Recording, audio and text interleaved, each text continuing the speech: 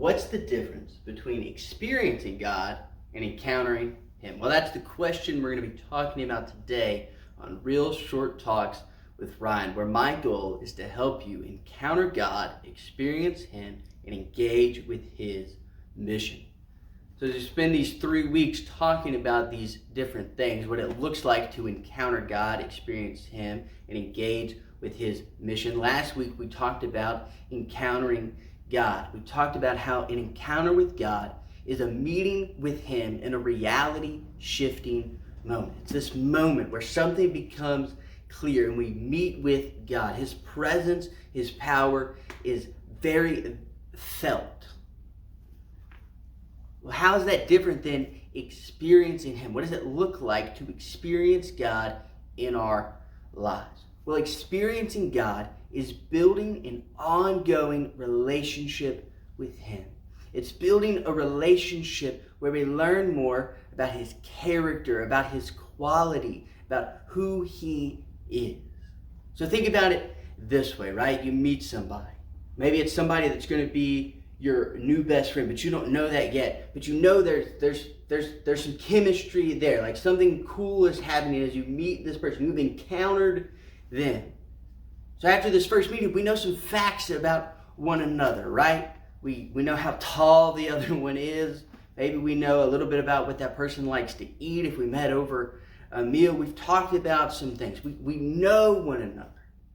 But as we spend time together, as we hang out, as we grow the relationship, we get to really know one another. We get to really know that person's likes and dislikes. We get to know their habits. We get to know their character. As we see them go through life, we know how they're going to respond in certain situations because I know that person.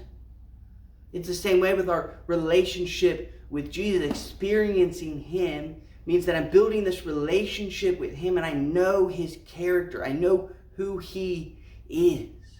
So last week we talked about the first 4 disciples and how they met Jesus, right? How they encountered Him. Well, I'm going to highlight some verses today about their experience with Jesus from the book of John, John chapter 20, verse 30. It says, "Now Jesus did many other signs in the presence of the disciples, which are not written in this book." There's a lot of signs that Jesus did do written in this book, but John says even more that He didn't write down. Even more ways that Jesus showed the disciples who He was. Even more ways where Jesus taught the disciples about who He was. Even more ways that they experienced Him and learned more about Him. John 21:25, He says it again. "Now there are also many other things that Jesus did. Were every one of them to be written, I suppose that the world itself could not contain the books that would be written." The disciples got to experience Jesus. They got to build an ongoing relationship with Him.